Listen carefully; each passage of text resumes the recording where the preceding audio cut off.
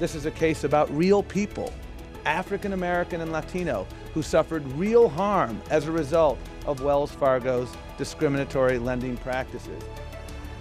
Another big U.S. bank agrees to settle allegations it charged ethnic minorities more for their mortgages. But it doesn't admit any wrongdoing and announces profits that far outweigh its penalty. You're watching Inside Story Americas from Washington.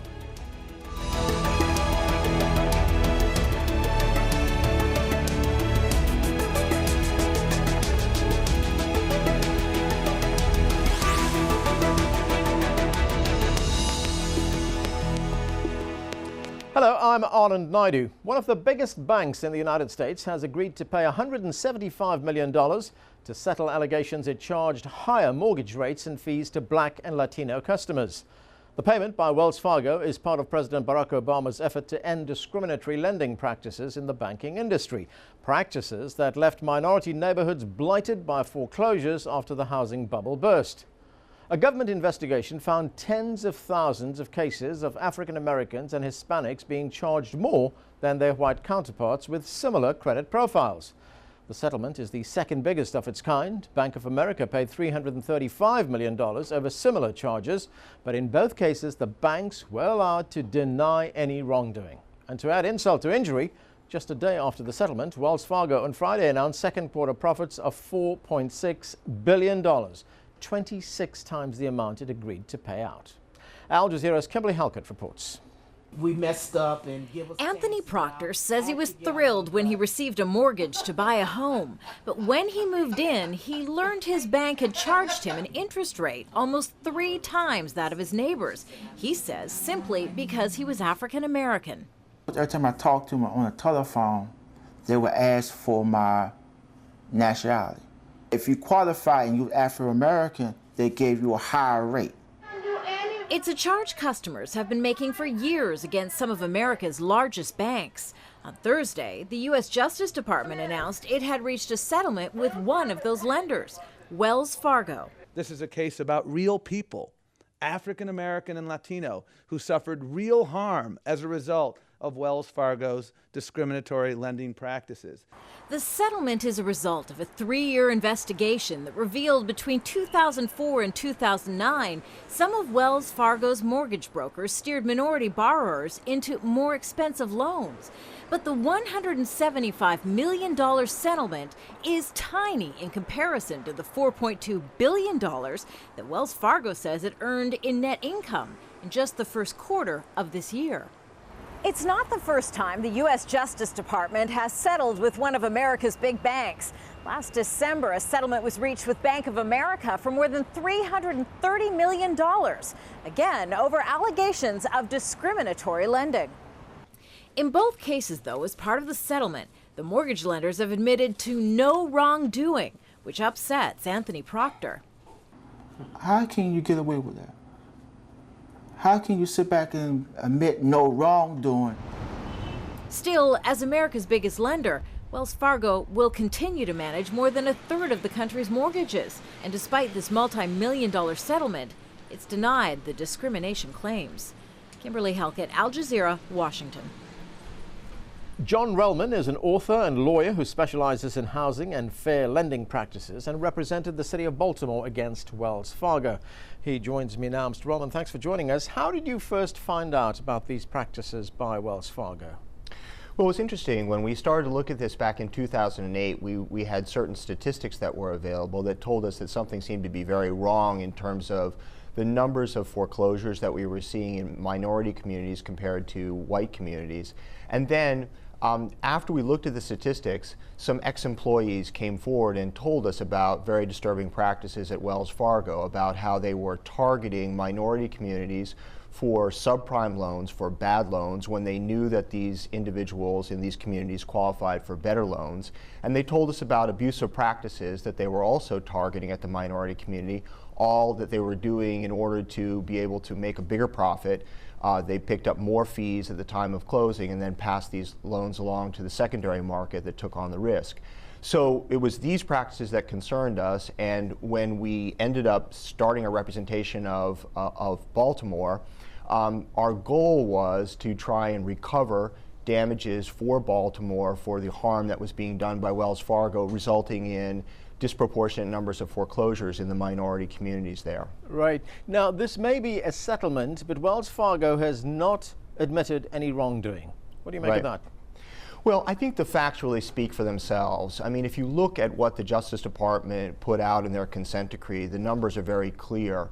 They ran an analysis, they looked at all the loans, and they found 30,000 borrowers who had been improperly steered into subprime loans. They found additional others thousands of borrowers who had been charged higher fees. All told, it's going to be about 34,000 individuals who are going to recover. And this is after they controlled for credit characteristics. So they're looking at people who are really qualified the same, whites and Hispanics and African Americans, but got very, very different terms. And the fact that Wells is paying $125 million, committing another $50 million to borrower assistance, really speaks for itself. You know, a company doesn't do this unless there's a very serious problem with a lot of evidence that to back it up that shows that it is a problem. Right. Those figures that you just mentioned, a total of $175 million in penalties or fines, or call it what you will. Is that going to act as a deterrent? I think it will. I think it does two things. First of all, it brings much needed money to cities and communities that have been deprived of that money. So borrowers will receive compensation who have been improperly charged, and that's important and good. Second, this down payment assistance money for borrowers that's going to act as grants to help people buy homes is vitally important because these resources are scarce in these communities now, and this money will go directly into the minority community and low and moderate income communities to help them. And that's a lot of money going to these cities. So it's going to make a difference. Okay, and what kind of federal oversight is there over these kinds of practices? Well, the federal government has a number of ways in which they police this. One is the Justice Department, which brought this particular case and that settled yesterday along with the case that we had on behalf of Baltimore.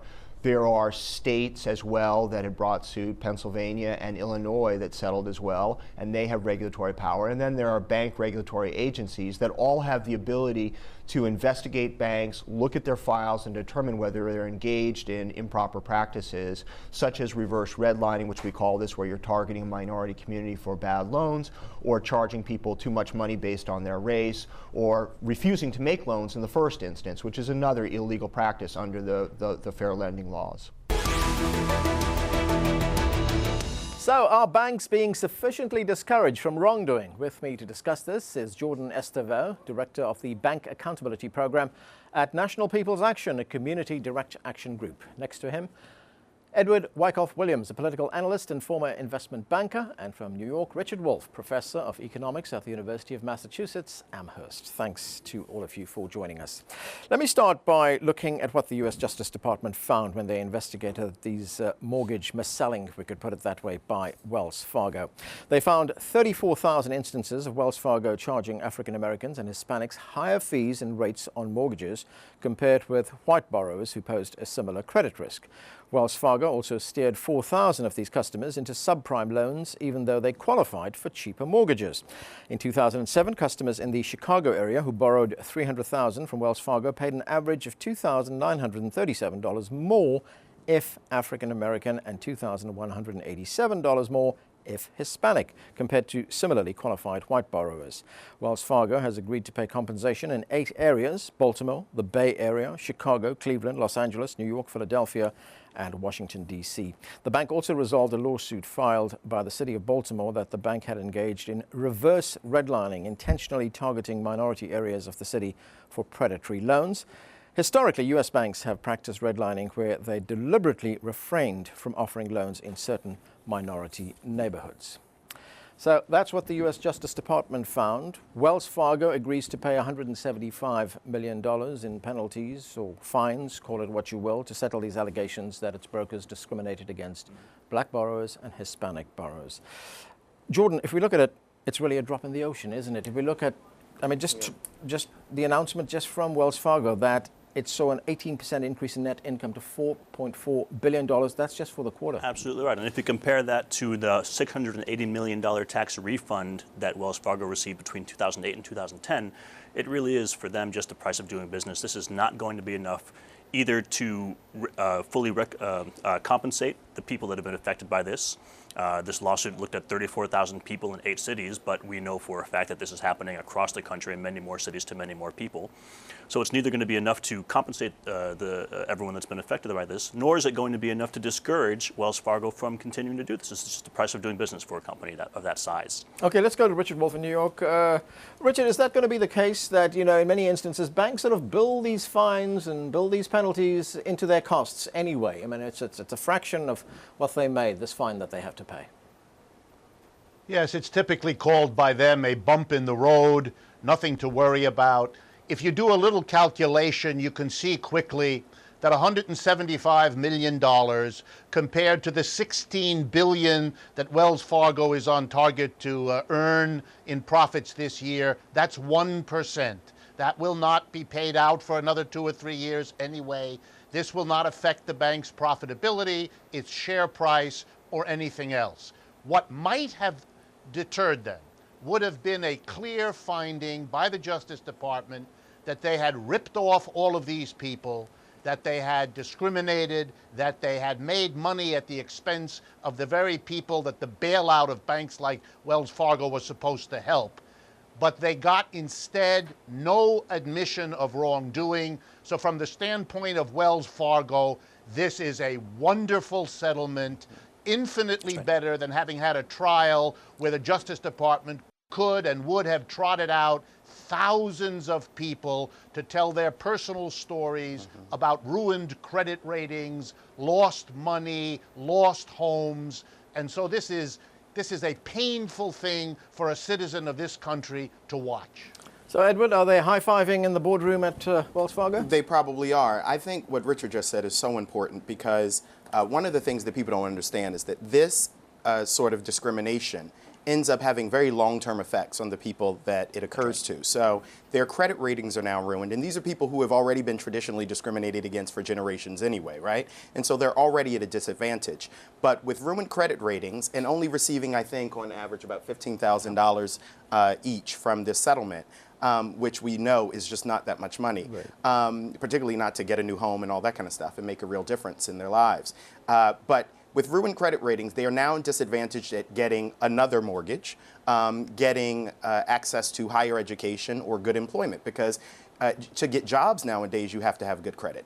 And so this is a systemic problem that then affects their children and their children's children. And so we essentially continue to see the racial disparities at every level of society. So the system's loaded against you. It's an economic Jim Crow is what I think I would call it. You're unemployed, you can't pay your dets, but you can't get a job because your credit rating's blown. Exactly. Yeah. Jordan, how widespread is this practice in the banking industry? Well, we've seen it happening both geographically and in terms of duration. It's been happening, as Edward said, for generations. It's happening. This lawsuit looked at 8 cities in particular, where in many cases either the municipality or the state attorney general was already opening a lawsuit against the company. We are sure that it is happening in many more cities, and we hope that this kind of litigation against Wells Fargo and other big banks becomes a trend. We saw just a few months ago, Bank of America paid the largest discrimination suit in history, to the tune of $300 million. Yes, again, for a bank the size of Bank of America, again, a drop in the bucket, not enough to actually discourage the practice. But we think that this has been happening for a long time and is happening all across the country. And the impact on household finances for really millions of families of color is going to be long lasting, and trillions of dollars in wealth have been lost since and before the crash. Right, Richard, you made the point earlier on that there was no finding that the bank had ripped off customers here. The way they put it, that there was no admission of any kind of wrongdoing. Why does the Justice Department let them get away with that? Well, I think that we have an unequal struggle here. We have banks on the scale of Wells Fargo, Bank America, Citibank, J.P. Morgan Chase, all of them, with assets and resources to hire huge teams of lawyers, economists, accountants, to hang up the Justice Department for years of litigation at enormous cost. And the Justice Department, at a time of government downsizing, at a time of government not wanting to be too harsh on the businesses that fund both parties these days, you can see that you have a situation, a system in which these banks are in a position to force the Justice Department to come to their rescue one way or another. If I could add to this, let's remember how stark this is. The Black and Hispanic families that were discriminated against by Wells Fargo are the same families who have been paying the taxes to Washington that were used to bail out Wells Fargo, that were used to create a really cheap price for the Wachovia Bank when it collapsed to be folded into the Wells Fargo Bank. This is the double whammy, if you like. You screw the mass of people by your general performance with all the speculations, and then you take the bailout from those people, and then you get them again when you overcharge them for the lending. If ever you needed a demonstration of a system that doesn't work anymore, this is it. I'd just like to point out that this is a pattern for the U.S. for the current Justice Department, for Obama's Justice Department. In January, he made a big announcement in his State of the Union address that there's going to be a new residential mortgage-backed securities fraud task force that's going to investigate the banks for the wrongdoing in the mortgage industry and the secondary market. Since January, we've heard almost nothing from that supposed new investigation and task force that's going to hold the banks to account, that's going to remunerate American families. Nothing. We can't see anything that's happening. And if anything is happening, it's happening behind closed doors in back rooms where I'm sure that the banks are hoping to cut a small deal, a quiet deal that doesn't end up damaging their bottom line, that doesn't end up damaging their brand and image to the American people. And the DOJ and by extension the Obama administration are partially culpable for that. And would it appear the banks are calling the shots in these closed-door dealings? I would be less critical and cynical with respect to President Obama. I think that it's important to understand the obstruction that he's been up against with respect to the Republican Party. So when he came into office, he promised, like you said, to sort of address these issues, and he created the Consumer Protection Bureau largely to ensure that there was an organization specifically committed to managing this. Because let's understand that the Justice Department itself is limited in terms of its scope because it's managing legalities and illegalities across the board, not just with respect to housing discrimination. And so the Consumer Protection Bureau was held up from actually becoming a legitimate organization for over a year. Elizabeth Warren was sitting waiting for confirmation specifically because Republicans are in bed with the banks and they do not want to see Obama succeed. Obviously, there's a great deal of obstruction just with respect to him politically, but that means that there's obstruction with respect to these kinds of issues. Work in Washington is not getting done. And so I would be less critical of the president and more critical of Congress because there's no political will, like Richard said, to get rid of this because now the destruction or the obstruction is so deeply entwined in the way that our politics work and the way our economics work that these banks are the very ones giving money to these campaigns. And so these people are less inclined to do anything about this. What I'd say, what I think is really important about what you say is that the American people are very clear about the fact that the big banks are stacked against them, that the banks are working, for profitability and not for the American people, and that government far too often is working for the banks and rather than for the American people. What I think that Obama and his administration should be doing is drawing a very sharp line between whose side are they on? Are they with the banks or with the American people? And we have not seen this current administration do as much as they can to hold banks accountable, to stop this kind of discrimination. As I say, $175 million, Congress had nothing to say about that. That was just let me just get Richard's view on this. Richard, do you agree that there is more that the White House can do, but they're not? I don't think so. In other words, I understand the role of the Republicans and I understand the role of the Democrats. But as far as I can see, the amount of difference it makes between the two of them ends up being very small. We all know that the Democratic Party has had to rely more and more on the same origins of financial support that support the Republicans. That in the end, they are all in bed with a system that simply doesn't work. We live in a society which has been afraid to debate the capitalist economic system that we have. We're proud as a nation that we debate our school system, our national health system, our energy system. But debating the economic system is taboo. And so we keep hoping that some politician will someday have the courage to do the regulation to at least limit the dysfunction of this system. This is not the way to go. It's finally necessary to question a system that keeps providing enormous incentives and enormous rewards for the very behavior we're discussing and which government has long ago lost the capacity to really stop. Edward, you wanted to say? Yes, that's very powerful. I think I want to say that with respect to how much President Obama could get done, there really isn't much. I think that there's this idea that he is a dictator. This is not a dictatorship. The president is limited by the law, and so he needs to work with Congress. He needs to set up organizations like. Let me tell you two very specific things that President Obama could do. Okay. He could go out tomorrow, hold a press conference, and say that this task force that he set up in his State of the Union address, that he is calling on them to deliver results by the end of the year, that he's calling on them to deliver. And you know what he would be accused of? More rhetoric. So this is just another statement in the Rose Garden that then gets nothing done. He has the power to make this the #1 priority of the Justice Department, is to investigate the banks. He Second made thing the Consumer Protection Bureau a #1 priority, but was obstructed in that.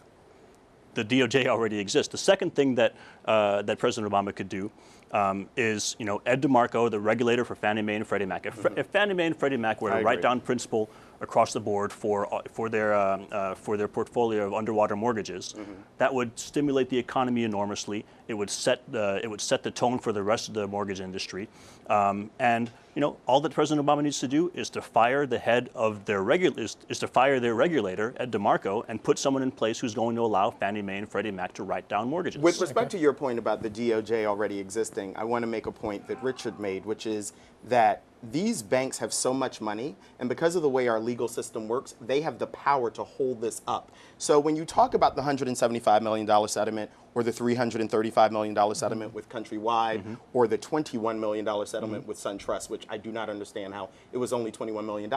The reason that the Justice Department ends up settling is that at least there's some soon-to-be or immediate relief for these families. So yes, we can all agree $15,000 is not that much money for these families, but that's better for them to get now in a struggling economy where some of these people are living in their cars at the moment than to wait 10 years, 15 years before they see anything. And so to that end, I think we are being a little cynical when we say that the Justice Department itself, particularly under Eric Holder, is doing nothing, because they're doing something, but they work within this entire structure that is our government. But it also doesn't act as a deterrent, does it? Because the banks can simply go back. I think we need criminal charges to be brought. I think punitive damages and criminal charges need to be a part of the game, and I'd be interested to hear what Richard would say about that. Okay, Richard, you have the floor.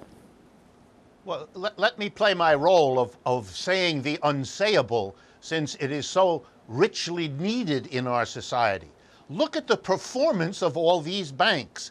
They are supposed to be the users, the guardians of their deposits, and not to take risks. We are now in the 5th year of a crisis begun by a colossal failure of lenders to make adequate assessments of their risk, to make adequate adjustments to cover their risks. I won't go through it again. The asset-backed securities, the mortgage-backed securities, the phony ratings from the rating companies, the inadequate reserves to back up the credit default swaps that ensure all of this. We have a banking system that has failed. In the last 2 weeks, we have learned that the LIBOR scandal in England shows that the largest banks in the world are willing to literally destroy entire credit systems around the world in order to advantage themselves. Yes. If ever there were a system that had demonstrated it doesn't work, it's the private banking system of banks that are too big to fail. Why are we unable to face the fact that we ought to break them down, we ought to have government control, if not ownership, we ought to at least debate these questions,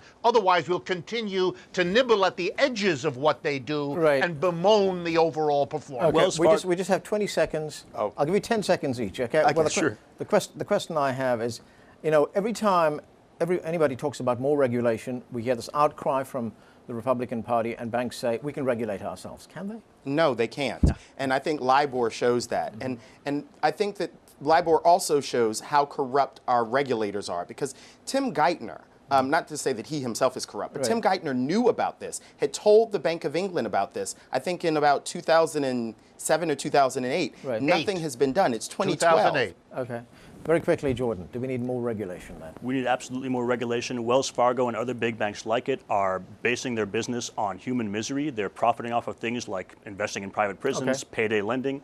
And, you know, if they really want to help people of color and working class people and people across the board, then they need to start making reasonable, fair loans to people and stop investing in things that that profit off of poverty. Okay, that's where we have to leave it. Jordan, Edward, Richard, thanks to all of you for joining us. And that is it from the team here in Washington, D.C. for now. Don't forget to follow us on Twitter and Facebook, where you can find more information about the program. And of course, we want to hear from you. Tell us what stories you think we should be covering. Send your ideas directly to us at insidestory@aljazeera.net. Thanks for being with us.